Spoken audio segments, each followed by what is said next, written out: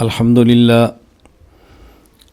لله نحمده ونستعينه ونستغفره ونؤمن به ونتوكل عليه ونعوذ بالله من شرور أنفسنا ومن سيئات أعمالنا من يهده الله فلا مضل له ومن يضلل فلا هادي له ونشهد أن لا إله إلا الله وحده لا شريك له ونشهد أن سيدنا ومولانا محمدا عبده ورسوله أما بعد فأعوذ بالله من الشيطان الرجيم بسم الله الرحمن الرحيم ولا يقتلون النفس التي حرم الله إلا بالحق يا رب صل وسلم دائما أبدا على حبيبك خير الخلق كلهم هو الحبيب الذي ترجى شفاعته لكل هول من الأهوال مقتحم اللهم صل على محمد وعلى آل محمد كما صليت على إبراهيم وعلى آل إبراهيم إنك حميد مجيد اللهم بارك على محمد وعلى آل محمد كما باركت على إبراهيم وعلى آل إبراهيم إنك حميد مجيد۔ اللہ تعالیٰ نے قرآن کریم میں ارشاد فرمایا ما آتاکم الرسول فخذوہ وما نہاکم عنہ فانتہوا، جو پیغمبر پاک تمہیں دے دیں اس کو لے لو، جس سے روک دیں اس سے باز آ جاؤ۔ تو شریعت کا خلاصہ بنیادی طور پر دو چیزیں ہیں، نمبر 1 مأمورات اور نمبر 2 منہیات، نمبر 1 اوامر اور نمبر 2 نواہی۔ کچھ کام کرنے کے ہیں، کچھ نہ کرنے کے ہیں، کچھ باتیں کہنے کی ہیں، کچھ باتیں نہ کہنے کی ہیں۔ جو کام کرنے والے اور باتیں کہنے والی ہیں ان کو اوامر اور مأمورات کہتے ہیں، اور جو کام نہیں کرنے کے، جو باتیں نہیں کرنے کی، جن سے رکنا ہے، اس کو نواہی اور منہیات کہتے ہیں۔ مأمورات اور اوامر پر عمل کرنا ہے، نواہی اور منہیات سے بچنا ہے۔ ہمارا ایک عنوان چل رہا تھا خانقاہی مجلس میں عباد الرحمن کے نام پر کہ اللہ کے بندے کون ہیں۔ تو اللہ کے بندے وہ ہیں کہ جو مأمورات پر عمل کرتے ہیں، منہیات سے رک جاتے ہیں۔ اللہ تعالیٰ نے قرآن کریم سورۃ الفرقان کے آخری رکوع میں عباد الرحمن کی صفات کا تذکرہ فرمایا ہے کہ عباد الرحمن کون ہیں۔ تو عباد الرحمن کی جو بنیادی صفات ہیں اس کا خلاصہ یہی چیزیں ہیں۔ کرنے والے کام کرتے ہیں، نہ کرنے والے نہیں کرتے۔ جو باتیں کہنے والی ہیں وہ کہہ لیتے ہیں، جو نہیں کہنی چاہیے اسے وہ رک جاتے ہیں۔ تو عباد الرحمن کا پہلے اللہ نے تذکرہ فرمایا تو ان کی پہلی صفت بیان فرمائی تواضع کرتے ہیں، عاجزی کرتے ہیں۔ دوسری صفت بیان فرمائی کہ جہلا سے کنارہ کشی کرتے ہیں۔ تیسری صفت بیان فرمائی کہ وہ سجود و قیام کا اہتمام کرتے ہیں۔ ان کی چوتھی صفت بیان فرمائی کہ وہ لوگ جہنم سے پناہ مانگتے ہیں۔ ان کی پانچویں صفت بیان فرمائی کہ وہ میانہ روی اور اعتدال سے کام لیتے ہیں، فضول خرچی نہیں کرتے۔ تو یہ تو تھے مأمورات، جو کرنے والے کام ہیں، جو کہنے والی باتیں ہیں۔ اب اللہ تعالیٰ ان کی صفات میں ان صفات کا تذکرہ فرماتے ہیں کہ وہ نواہی سے بچتے ہیں، منہیات سے بچتے ہیں۔ اس میں پہلی بات یہ تھی کہ وہ لوگ شرک نہیں کرتے، شرک سے بچتے ہیں۔ اس پر ہم بات کر چکے ہیں۔ آج ہم بات کریں گے وَلَا يَقْتُلُونَ النَّفْسَ الَّتِي حَرَّمَ اللَّهُ إِلَّا بِالْحَقِّ، کہ وہ لوگ ناحق قتل نہیں کرتے، قتل ناحق سے بچتے ہیں۔ تو جو کرنے والے کام ہیں پہلے وہ ذکر فرمائے، نہ کرنے والے کام پہلے ذکر فرمایا کہ وہ شرک نہیں کرتے، شرک سے بچتے ہیں۔ اور دوسری صفت ان کی بیان فرمائی وَلَا يَقْتُلُونَ النَّفْسَ الَّتِي حَرَّمَ اللَّهُ إِلَّا بِالْحَقِّ، کہ وہ لوگ ناحق قتل نہیں کرتے، ناحق قتل کرنے سے بچتے ہیں۔ ناحق قتل کرنا کتنا بڑا جرم ہے، کتنا بڑا گناہ ہے، اللہ اکبر۔ سورۃ المائدہ آیت نمبر 32 اللہ تعالیٰ فرماتے ہیں من قتل نفسا بغیر نفس او فساد فی الارض فَكَأَنَّمَا قَتَلَ النَّاسَ جَمِيعًا، جس شخص نے ناحق کسی کو قتل کیا یوں سمجھو کہ اس نے پوری انسانیت کا قتل کر دیا، اس نے پوری انسانیت کو قتل کر دیا، انسانیت کا جنازہ اٹھا دیا، اس نے ہر انسان کو مار دیا۔ اتنا بڑا جرم ہے ایک شخص کو ناحق قتل کرنا، گویا پوری انسانیت کو مار دینا ہے۔ اللہ اکبر، یعنی ایک سے دوسرا، دوسرے سے تیسرا، پھر لڑائیاں، پھر پیش خامہ، اور یہ سلسلہ چل پڑے گا۔ اللہ تعالیٰ حفاظت فرمائے۔ تاریخ انسانی میں جو حقوق العباد میں حق تلفی ہوئی ہے اور پہلا جرم ہوا ہے، حضرت آدم علیہ السلام کے دو بیٹے حابیل اور قابیل۔ قابیل نے قتل کیا تھا حابیل کو۔ آسان لفظوں میں یاد رکھ لیں، قابیل کے نام میں پہلا حرف قاف ہے اور قتل میں پہلا حرف قاف ہے۔ اس سے آپ کو یاد رہے گا کہ قاتل کون تھا؟ قابیل۔ مقتول کون تھا؟ حابیل۔ حضرت آدم علیہ السلام کی زوجہ محترمہ، ہماری والدہ محترمہ، ان کا نام تھا حوا۔ تو حضرت حوا کے بطن سے ایک بیٹی اور ایک بیٹا پیدا ہوتے، پھر دوبارہ جب پیدائش ہوتی تو بیٹی اور بیٹا، یعنی جوڑا جوڑا پیدا ہوتے۔ اب تاریخ انسانی تو یعنی نسل انسانی چلنی تھی۔ اس کی صورت کیا تھی کہ پہلے پیٹ سے جو بیٹا ہے اس کا نکاح ہوگا جو دوسرے پیٹ سے بیٹی ہوئی، اور پہلے پیٹ سے جو بیٹی ہے یہ نکاح میں چلی جائے گی دوسرے پیٹ سے ہونے والے بیٹے کے نکاح میں، یوں ان کا نکاح ہوتا اور اس سے سلسلہ چلتا۔ اب حضرت قابیل کے ساتھ جو لڑکی پیدا ہوئی اس کا نکاح حابیل کے ساتھ ہونا تھا، جو حابیل کے ساتھ پیدا ہوئی اس کا نکاح قابیل سے ہونا تھا، لیکن المیہ یہ تھا کہ قابیل کے ساتھ جس نے کہا میں تو نکاح اس کے ساتھ کروں گا، شرعاً نکاح جائز نہیں تھا۔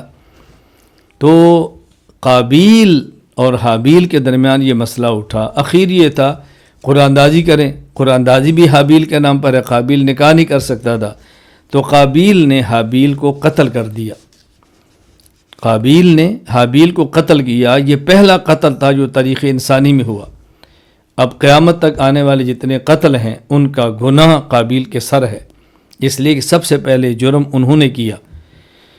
تو اللہ تعالیٰ فرماتے ہیں کہ جس شخص نے کسی انسان کو قتل کیا اس نے گویا تمام انسانوں کو قتل کیا، کہ ناحق قتل کرنے کا گناہ اس کے سر پر ہے، اس نے اس کام کو شروع کیا ہے۔ اللہ تعالیٰ ہم سب کی حفاظت فرمائے۔ تو ناحق قتل کرنا بہت بڑا جرم ہے، اللہ تعالیٰ میں محفوظ رکھے۔ سنن ابی داؤد باب تعظیم قتل المؤمن، حدیث نمبر 4272۔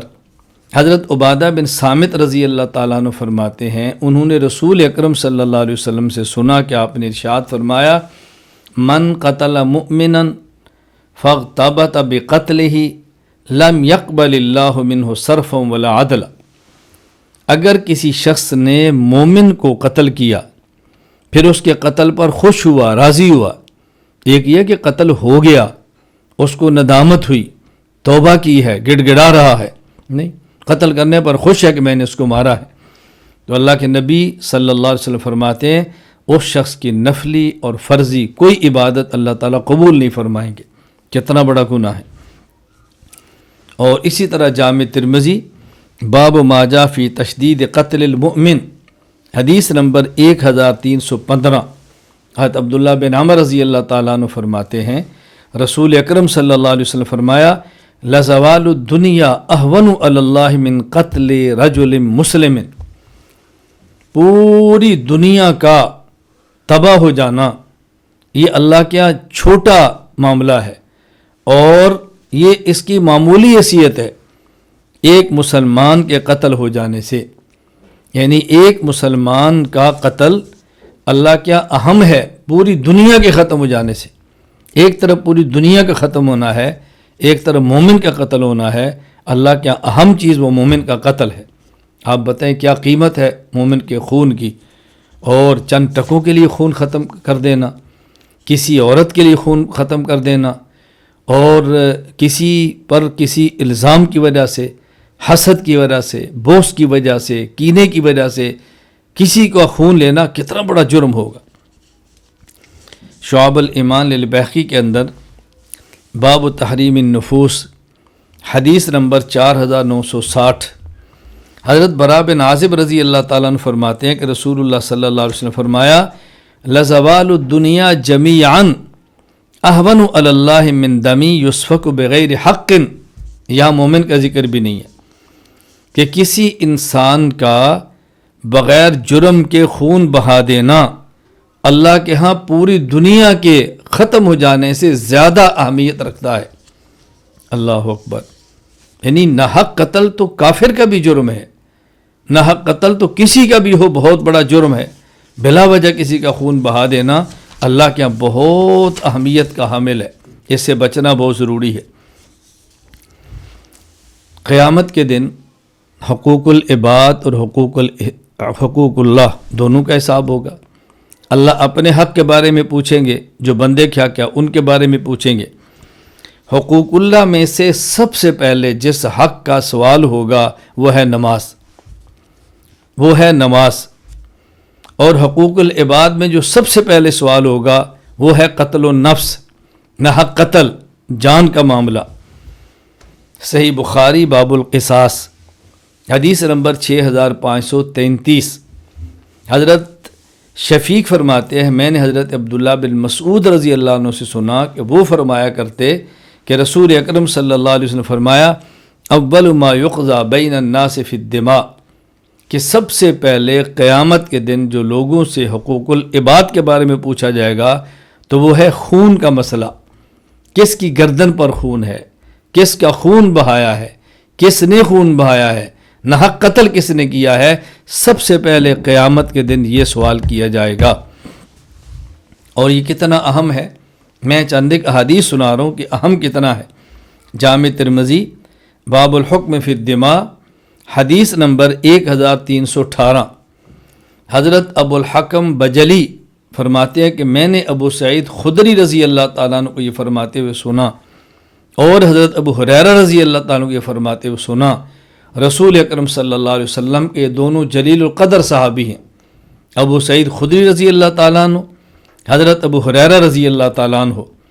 یہ فرمایا کرتے کہ رسول اکرم صلی اللہ علیہ وسلم نے فرمایا لو ان اہل السماء و اہل الارض اشترکوا فی دم مؤمن لاکبہم اللہ فی النار.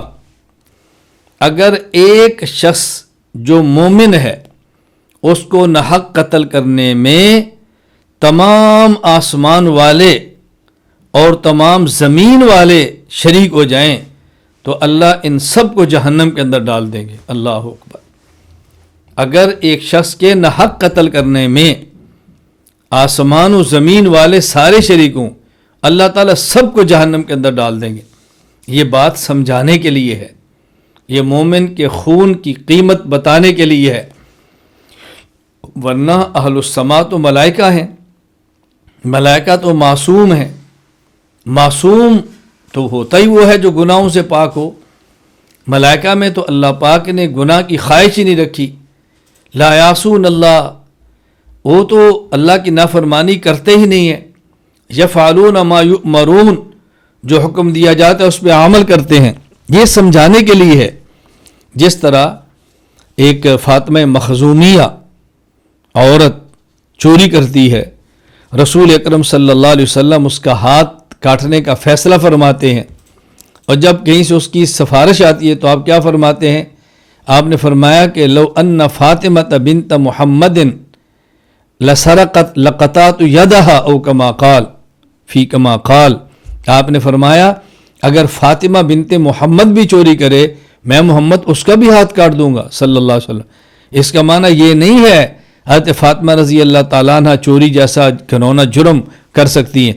یہ سمجھانے کے لیے ہے کہ حدود اتنی اہم ہیں کہ پیغمبر کی بیٹی بھی اگر کسی جرم کا ارتکاب کرے تو حد اس پر ہی نافذ ہوگی، کسی دوسرے پر کیسے نافذ نہیں ہوگی. یہ بات سمجھانا مقصود ہے. قرآن کریم میں اللہ تعالیٰ فرماتے ہیں بات کو سمجھانے کے لیے کیا فرمایا کہ میرے پیغمبر یہ وحی آپ پر بھی آئی ہے اور آپ سے پہلے انبیاء پر بھی آئی ہے. اوحی الیہ، مجھ پر اور مجھ سے پہلے انبیاء پر کیا وحی آئی؟ لئن اشرکت لیحبطن عملک.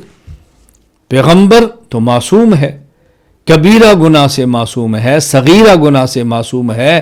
پیغمبر بڑا یا چھوٹا کوئی گناہ نہیں کرتا، نہ اعلان نبوت سے پہلے کرتا ہے، نہ اعلان نبوت کے بعد کرتا ہے، لیکن امت کو سنانے اور سمجھانے کے لیے اللہ تعالیٰ کیا فرماتے ہیں؟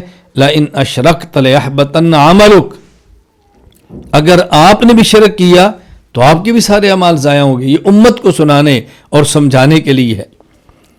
ہمارے اس کی مثال ایسے دی جاتی ہے کہ جس طرح بہو کو سنانا ہوتا ہے اور ساس بیٹی کو کہتی ہے بہو کو سنانے کے لیے، تو یہ بات سمجھانا مقصود ہے کہ اہل ارض انسان، اہل ارض جنات، ان میں تو نیک بھی ہیں برے بھی ہیں، لیکن اہل السما ملائکہ وہ تو سارے معصوم ہیں، وہ تو سارے نیک ہیں، ان میں تو کوئی گناہ گار نہیں۔ لیکن سمجھانے کے لیے فرمایا کہ مومن کا خون اتنا اہم ہے، مومن کی جان اتنی قیمتی ہے، مومن اتنا عظمت اور احترام والا ہے، اگر آسمان کے ملائکہ، زمین کے جن و انس کسی مومن کے ناحق قتل کے اندر شریک ہوں، اللہ سب کو جہنم میں ڈال دے گا۔ سمجھانا مقصود ہے کہ مومن کے ناحق قتل سے بچنا چاہیے۔ اللہ تعالیٰ نے جو عباد الرحمن کے اوصاف بیان فرمائے ہیں، تو عباد الرحمن کے اوصاف میں سے اللہ پاک نے 7ویں صفت یہ بیان کی ہے، وَلَا يَقْتُلُونَ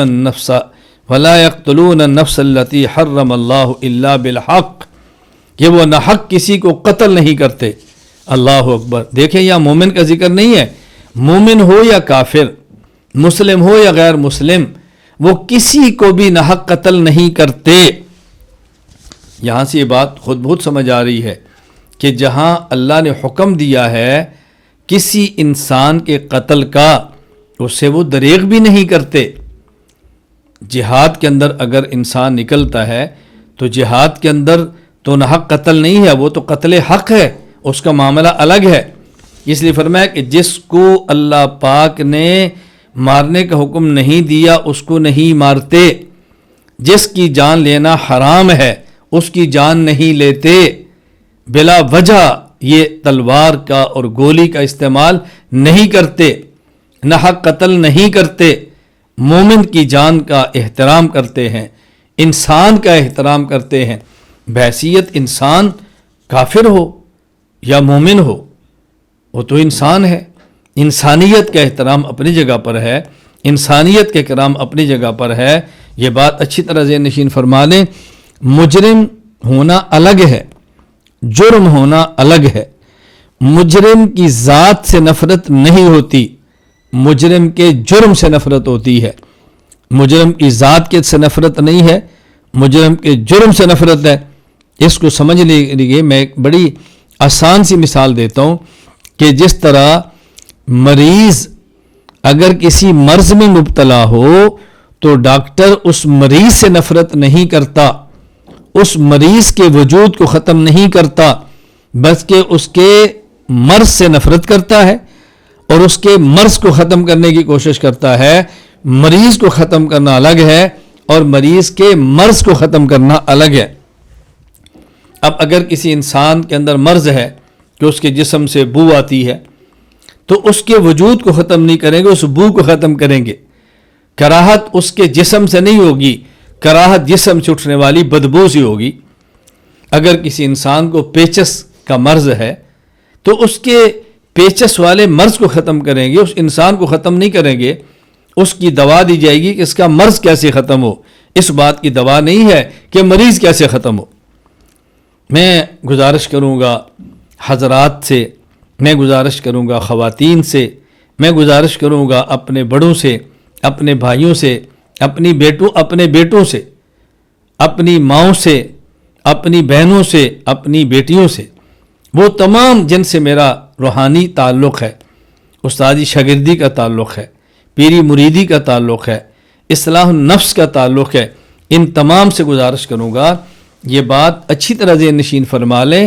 شیخ کی مجلس میں بیٹھنے کا مقصد بنیادی یہ ہے کہ بیانات کرنے والا اور بیان کو سننے والا دونوں اپنا ذہن بنائیں کہ کون سا جرم میرے اندر ہے، میں نے اس کو ختم کرنا ہے، اور کون سا نیک عمل میرے اندر ہے، میں نے اس پر اللہ کا شکر ادا کرنا ہے، یہ اللہ کے فضل سے ہے اور اس نیک عمل کو باقی رکھنے کے اسباب پیدا کرنے ہیں۔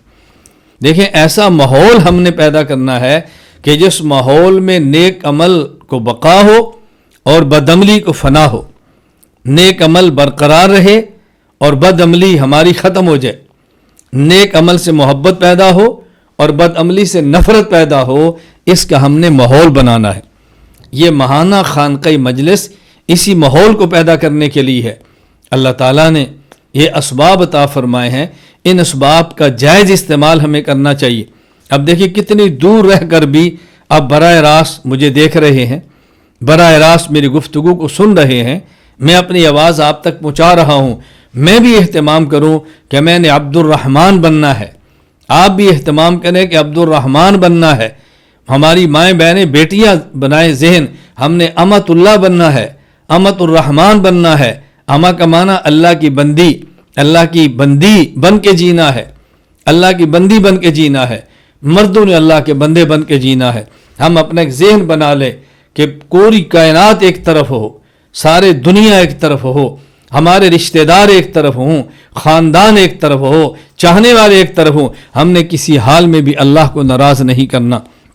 دنیا میں جینا ہے تو اللہ کو راضی کر کے جینا ہے، مرنا ہے اللہ کو راضی کر کے مرنا ہے، اللہ کو ناراض کر کے نہ جینا ہے یا اللہ کو ناراض کر کے نہ مرنا ہے۔ ہم اللہ کو راضی رکھیں، ہم اللہ پر خوش ہوں، اللہ پر ایمان لائیں۔ میں نے اور آپ سب نے یہ عزم مصمم کرنا ہے، میں نے اور آپ نے یہ فیصلہ کرنا ہے، ہم نے جینا ہے تو اللہ کو راضی کر کے، ہم نے مرنا ہے تو اللہ کو راضی کر کے، نہ اللہ کو ناراض کر کے جینا ہے نہ اللہ کو ناراض کر کے مرنا ہے۔ وہ جینا ہی کیا جینا ہے جس میں اللہ ناراض ہو جائے، وہ مرنا ہی کیا مرنا ہے جو اللہ کی ناراضگی کی موت ہو۔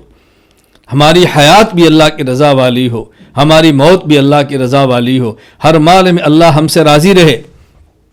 اپنے نفس کو کچلنا ہے، نفس کے تقاضوں کو کچلنا ہے، ابھرنے والے گناہوں کو دفنانا ہے، امنڈنے والی خواہشات ناجائز ان کو کچلنا ہے، گناہ سے بچنا ہے، جی چاہے تب بھی نہ جی چاہے تب بھی، نیک اعمال کرنے ہیں جی چاہے تب بھی نہ جی چاہے تب بھی، جی چاہے اوامر پہ پھر بھی عمل کرنا ہے نہ جی چاہے اوامر پہ پھر بھی عمل کرنا ہے، جی چاہے تو نواہی اور منہیات سے بچنا ہے نہ جی چاہے تب بھی بچنا ہے۔ یہ چاہنے اور نہ چاہنے کی بات ہی نہیں ہے، جو چاہنے اور نہ چاہنے پہ چلتا ہے۔ اللہ فرماتے ہیں افرأیت من اتخذ الہہ ہوا، میرے پیغمبر آپ اس کو نہیں دیکھتے کہ جس نے اپنی خواہش کو معبود بنا لی ہے، اپنی خواہش کو خدا بنا لی ہے، اپنی خواہش کی پوجا کرتا ہے۔ کیا معنی کہ جی چاہا تو نماز پڑھ لی، نہ جی چاہا تو نہ پڑھی، جی چاہا تو گناہ کر لیا، نہ جی چاہا تو نہ کرے۔ دیکھیں ہم نے عبادات کو سر انجام دینا ہے، اس لیے نہیں کہ جی چاہتا ہے، اس لیے کہ میرے اللہ کا حکم ہے۔ ہم نے گناہوں سے بچنا ہے، اس لیے کہ دل نہیں کرتا، اس لیے کہ میرے اللہ نے منع فرمایا ہے، میرے اللہ نے روکا ہے۔ تو ہم فیصلہ کریں، مر جائیں گے گناہ نہیں کریں گے، مر جائیں گے گناہ کے قریب نہیں جائیں گے۔ اگر کی غلطی سے ہو گیا گڑ گڑا کر رو رو کر اللہ سے توبہ کریں گے۔ انسان جب گناہ کرتا ہے شیطان خوش ہوتا ہے، اور جب انسان توبہ کرتا ہے شیطان کو تکلیف ہوتی ہے۔ اور پیارے حبیب صلی اللہ علیہ وسلم تک جب نیک اعمال جاتے ہیں آپ خوش ہوتے ہیں، آپ کی آنکھیں ٹھنڈی ہوتی ہیں کہ میرے امتی نے نیک عمل کیا ہے، میرے امتی نے گناہ کو چھوڑ دیا ہے، میرے امتی نے رجوع اللہ کیا ہے، میرا امتی میری سنت کو زندہ کر رہا ہے۔ تو ہم نے عباد الرحمن بن کے جینا ہے، اللہ کے بندے بن کے جینا ہے، عباد الرحمن والی صفات اپنے اندر پیدا کرنی ہے۔ عباد الشیطان نہیں بننا، عباد الرحمن بننا ہے، ہر حال میں اللہ کو راضی کرنا ہے، ہر حال میں اللہ کو راضی کرنا ہے۔ اللہ کو راضی کر کے جینا یہی زندگی ہے، اللہ کو ناراض کر کے جینا یہ کوئی زندگی نہیں ہے۔ تو اللہ تعالی ہمیں توفیق عطا فرمائے ہم انسانیت کا احترام کرنا سیکھیں، انسانیت کا احترام، اور بطور خاص مومن کا احترام، بطور خاص مومن کی عزت ہم یہ کرنا سیکھیں۔ اپنے مومن بھائی کا گلہ، مومن بھائی کی غیبت، مومن بھائی سے حسد، مومن بھائی سے کینہ، مومن بھائی سے بغض، مومن بھائی کے مال کو کھانا، یہ کیا انسانیت ہے؟ یہ کیا زندگی ہے؟ یہ کیا زندگی ہے؟ دیکھیں اگر ہمارا حق کو کھا لے وہ ہمیں قیامت کو مل جانا ہے، ہم نے کسی کا حق کھا لیا, دنیا میں نہ دے سکے تو موت کے بعد دینا ہے. حقوق العباد کا معاملہ بہت سخت ہے. بس ہم فیصلہ کریں, ہم نے کسی کا حق نہیں کھانا. قتل تو بہت بڑی بات ہے, قتل تو بہت بڑی بات ہے, قتل تو بہت بڑا جرم ہے. ہم نے نہ کسی کی عزت پہ حملہ کرنا ہے, نہ ہم نے کسی کے مال پر حملہ کرنا ہے, نہ کسی کی تذلیل کرنی ہے, نہ کسی کی توہین کرنی ہے, نہ کسی کے تحقیر کی نگاہ سے دیکھنا ہے, کچھ بھی نہیں کرنا. اپنی فکر کریں, اپنے آپ کو صحیح رخ پہ لائیں. قبر میں اکیلے اترنا ہے, قبر میں اکیلی زندگی گزارنا ہے, قیامت کے دن حساب اپنی ذات کا دینا ہے. اس کو ذہن میں رکھیں. اس لیے اگر خدا نخواستہ کوئی جرم ہو چکا ہے, اللہ سے معافی مانگیں, توبہ کریں, گڑ گڑائیں, اپنے جرم کو اللہ سے بخشوا لیں. یہ ابھی وقت ہے ہمارے پاس کہ ایسا نہ ہو کہ قیامت کے دن پھر گڑ گڑائیں, قیامت کے دن روئیں. وہ رونا کچھ کام نہیں آئے گا.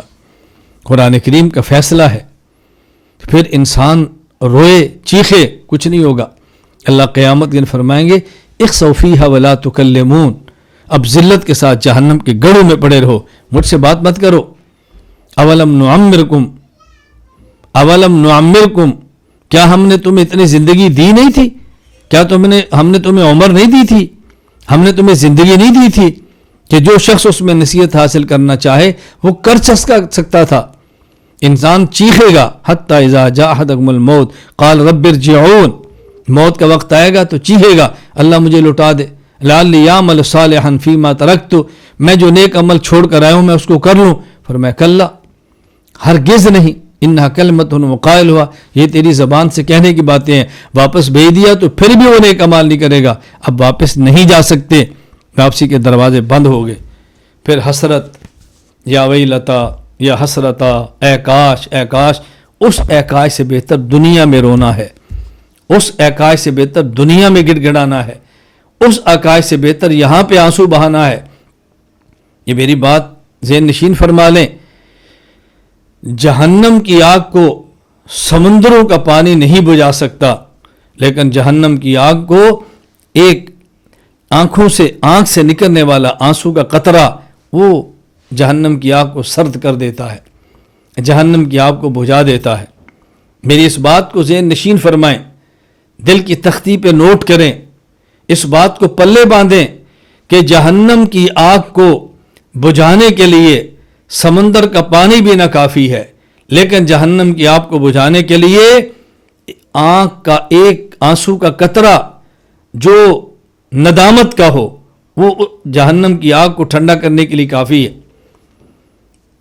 آنکھ سے نکلنے والا ایک قطرہ آنسو کا جو ندامت سے نکلے جہنم کو ٹھنڈا کر دے گا. آج ہم اپنے آنسو بہا لیں, آج رو لیں, آج گڑ گڑا لیں, اللہ سے معافیہ مانگ لیں, تو انشاءاللہ العزیز اللہ تعالیٰ اپنے کرم سے, اپنے فضل سے سچی توبہ کی توفیق عطا فرمائیں گے, گناہوں سے معافی عطا فرما دیں گے, آئندہ اللہ تعالیٰ نیک اعمال کرنے کی توفیق عطا فرما دیں گے. دو باتیں بہت اہم ہیں, میں یہ بار بار کہتا ہوں, دو باتیں بہت اہم ہیں. نمبر 1 صحبت اہل اللہ, نمبر 2 کثرت ذکر اللہ. دو باتیں بہت اہم ہیں. نمبر 1 صحبت اہل اللہ, نمبر 2 کثرت ذکر اللہ.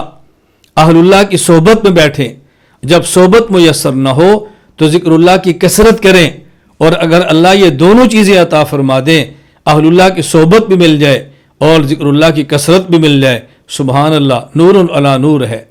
یہ تو نعمت ہی نعمت ہے, یہ تو نعمت ہی نعمت ہے. اللہ دونوں چیزیں عطا فرما دے. اس دور میں اور ہر دور میں گناہوں سے بچنے کے لیے اللہ کی محبت کو دل میں لانا ضروری ہے. نیکیاں کرنے کے لیے اللہ کی محبت کو دل میں لانا ضروری ہے. جب اللہ سے محبت ہوگی, اللہ کے حکم پہ عمل کرنا آسان ہوگا. اللہ کے رسول صلی اللہ علیہ وسلم سے محبت ہوگی تو پیغمبر کی سنت پہ چلنا آسان ہوگا. اس لیے اللہ اور اللہ کے رسول کی محبت بہت ضروری ہے. اور یہ محبت ملتی ہے کس سے؟ اس دل کے قریب ہونے سے جس دل کے اندر اللہ کے رسول کی محبت موجود ہو. اور وہ دل وہ اہل اللہ کا دل ہے, صلحاء کے قلوب ہیں, اللہ کی یاد میں تڑپنے والے ذاکرین کے قلوب ہیں. میں اس لیے بار بار اس پہ توجہ دلاتا ہوں, بار بار تاکید کرتا ہوں، اپنی کیفیات بدلنے کے لیے، اپنی زندگی بدلنے کے لیے، ناپاک زندگی کو پاک بنانے کے لیے، گناہوں کے دلدل سے نکل کر نیکیوں کے سمندر میں اترنے کے لیے ضروری ہے صاحب نسبت سے تعلق قائم کرنا، صاحب نسبت سے بیعت کا تعلق قائم کرنا، صاحب نسبت پر خود کو فدا کر دینا۔ بیعت کرنا کافی نہیں ہے، صرف لفظوں کا تعلق کافی نہیں ہے۔ بیعت کا معنی کیا ہے؟ شراء کا معنی کیا ہوتا ہے؟ بیعت کا معنی ہے بیچنا، خود کو بیچ دو، خود کو کسی کے حوالے کر دو، یہ ہے بیعت کا معنی۔ جس شخص نے کسی شیخ سے بیعت کی ہے اس نے گویا خود کو شیخ کے ہاتھوں فروخت کر دیا ہے، اور فروخت ہونے والا تو غلام کی طرح زندگی گزارتا ہے، اپنی من مانی زندگی ختم کر دیتا ہے، پھر انسان بدلتا ہے، پھر انسان میں تبدیلیاں آتی ہیں۔ میں بار بار اپنے سے تعلق رکھنے والے حضرات، تعلق رکھنے والی خواتین کو کہتا ہوں، دیکھو جو شخص کسی شیخ کی اطاعت کر سکتا ہے تو بیعت کرے، اطاعت نہیں کر سکتا تو بیعت نہ کرے، ڈانٹ سن سکتا ہے تو بیعت کرے، ڈانٹ نہیں سن سکتا تو بیعت نہ کرے، ہدایات پہ عمل کر سکتا ہے تو بیعت کرے، ہدایات پہ عمل نہیں کر سکتا تو بیعت نہ کرے، اپنی زندگی بدل سکتا ہے تو بیعت کرے، زندگی بدلنے کے لیے تو بیعت کی جاتی ہے، اس کے لیے شیخ کی محبت ضروری ہے، اپنے شیخ سے عقیدت ضروری ہے، شیخ کے ساتھ فنائیت ضروری ہے، شیخ کی بات کو ماننا ضروری ہے، اتباع کرنا ضروری ہے۔ یہ بات ذہن نشین فرما لیں، تعلق کے باوجود، رابطے کے باوجود، قربت کے باوجود اگر عقیدت نہ ہو، دل میں عظمت نہ ہو، اتباع کا جذبہ نہ ہو، انسان کو کچھ بھی نفع نہیں ہوتا۔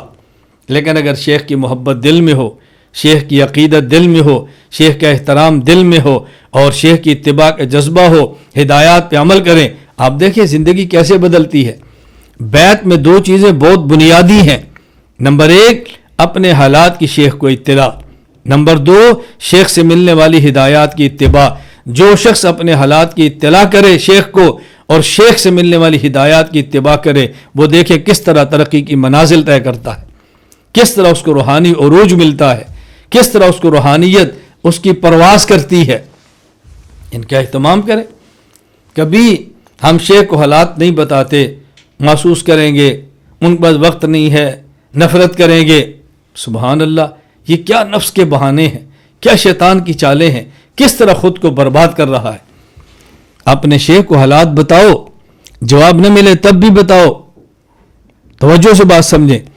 پہلے تو ہم حالات بتاتے نہیں، اگر کسی نے حالات بتا لیے تفصیلی جواب کا انتظار کریں گے، کبھی جواب نہ ملا تو میسج پہ میسج کرتے رہیں گے۔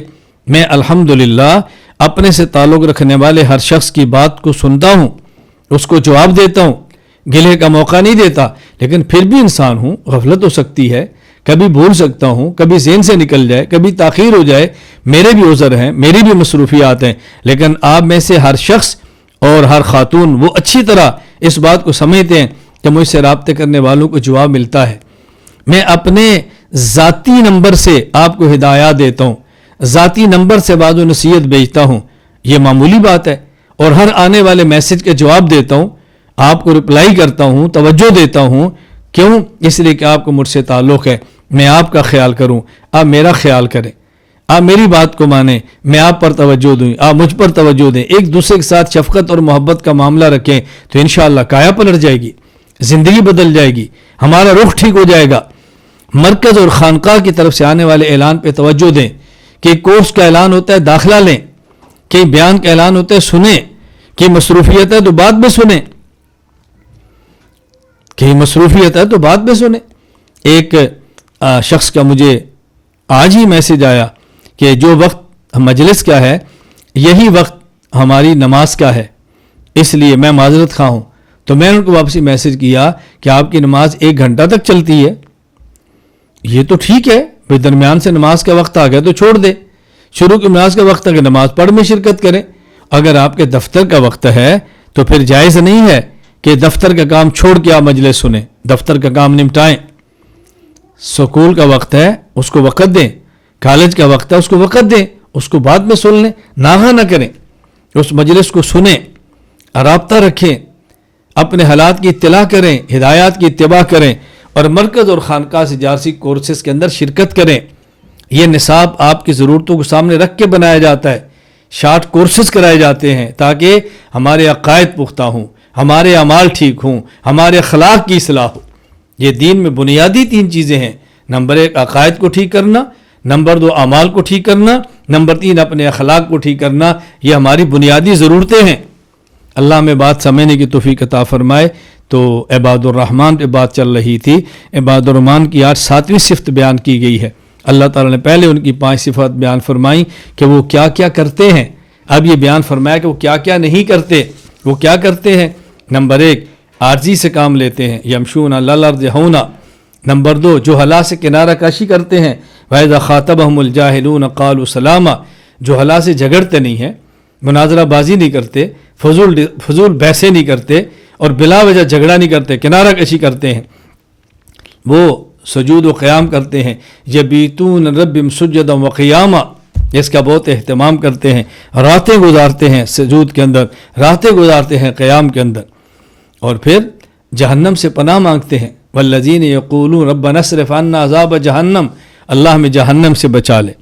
نمبر 5 بیانہ روی، والذین اذا انفقوا لم یسرفوا ولم یقتروا وکان بین ذلک قواما، بیانہ روی سے کام لیتے ہیں، اور لا یدعون مع اللہ الہا آخر، وہ شرک نہیں کرتے، اور آج لا یقتلون النفس التی حرم اللہ الا بالحق، وہ قتل نہ حق نہیں کرتے۔